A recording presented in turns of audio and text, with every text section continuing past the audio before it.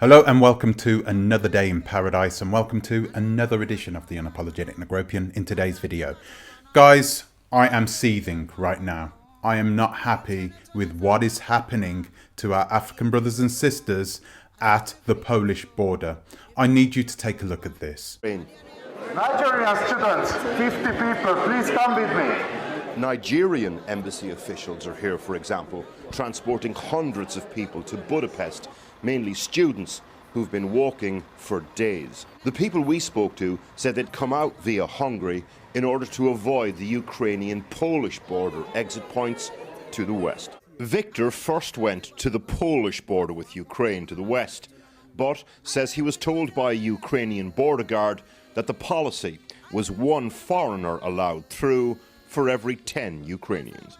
They said they had a protocol for the entry to the border, and the protocol was 10 number of the Ukrainian locals to one number of foreigners to gain entrance to the Polish border. Did a border guard say that to you? Yes, a few of them. The lady who works with the border guard said that. They are not allowing any black people to enter inside the gates. Many of the students we spoke to said they'd come south to the Hungarian border because of phone footage like this from border crossings into Poland.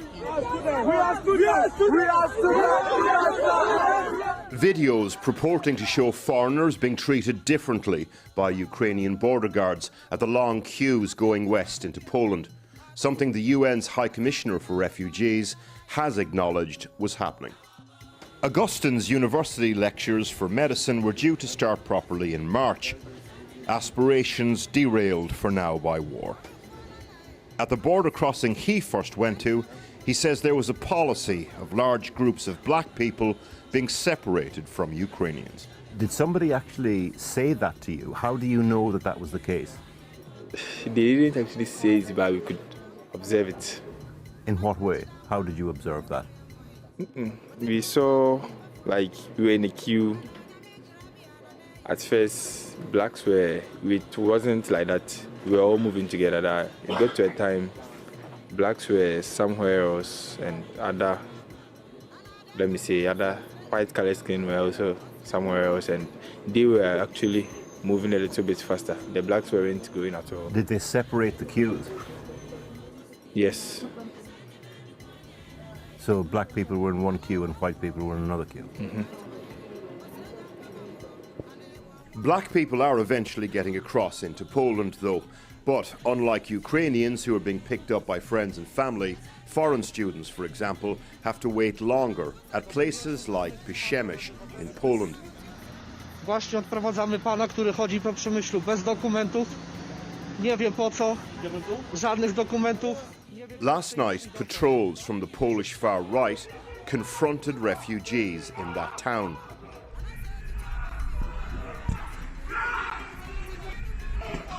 In one case, chasing groups of black people through the streets. In normal times, people from African nations would need to apply for Schengen visas to go from Ukraine to Poland. But because of the war, there's now no visa requirement on anyone entering countries like Poland from Ukraine. So these guys, these African medical students, they are being discriminated against at the border. But the Nigerian government has managed to organize buses for these students, and now many of them have left the Ukraine. Many of them are on their way back home. But there are still some African students who are trying to make their way to the EU borders. So they are making their way from eastern Ukraine all the way to the EU. It's like 1,000 kilometers, okay? It's not a short distance, especially when there is a war going on. So it's difficult. So they are having to tread carefully. Some of them are walking for days to get to these borders because there is no other form of transport. Everything has been closed down because it's just too dangerous to drive in a car. It's too dangerous to drive in any type of vehicle or even on a train at this present moment from the east. So a lot of them are walking. They are in really bad situations as it is. They are getting to the EU border with Poland, and this is happening to them. They are being harassed by these disease-ridden degenerates at the border. They are being harassed by them, and some of them are attacking them. They are attacking them physically. Town.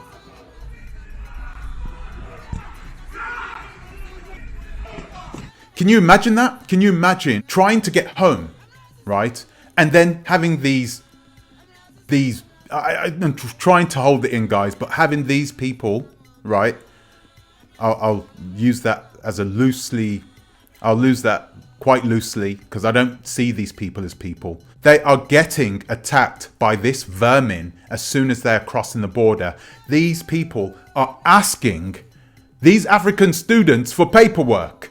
Why do they need to show their paperwork to a group of degenerates? They don't want to go to Poland. I think it's funny. I think a lot of these people, these neo-Nazis, believe that these people, these Nigerian kids, who are coming from a nation that is far more richer than Poland, by the way, guys. Nigeria is vastly more richer than Poland. Why would they want to go to Poland for? They're not refugees. These Nigerian students are not refugees because they have a home to go to.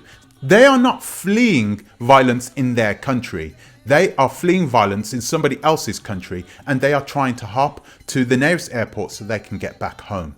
And you have these people, these fools at the border trying to ask for visas and any documents and then filming them and then putting them onto YouTube with their crappy English language that they can barely speak, right? Trying to put it on YouTube, trying to show people, hey, there are Africans trying to come into our country.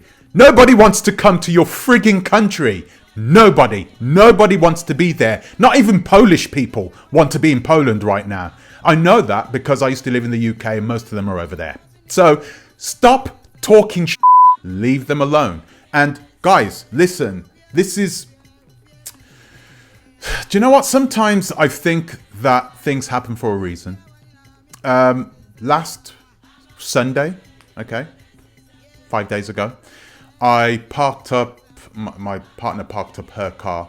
What happened was somebody who was drunk drove down the street and hit 5 cars. 5 cars. The street has cars parked up on either side, and they've drove down the street and hit 5 cars. Destroyed the back end of my wife's car, and obliterated some other people's car as well. They actually drove away and came back the next evening and stuck a note on our car with a telephone number and apologized. Welcome to Switzerland. So anyway, that is what happened. And so I don't have a vehicle. And it's weekend and I so desperately want to get there. Oh man, I mean, I could catch a train, but I wouldn't be able to do much. Not all the trains are going to the border regions as well at this present moment. So it would be difficult for me to get down there. So I need a motor, really. And really, the insurance in the UK, somebody else's fault, somebody else smashes into your car, you get a courtesy car from them, don't you, to use for a month or two. That doesn't happen here, which is so weird. So I don't have a car. I don't have a vehicle. I don't know if any of you guys are watching from Vienna. But what are you saying? Should we take a trip up there this weekend?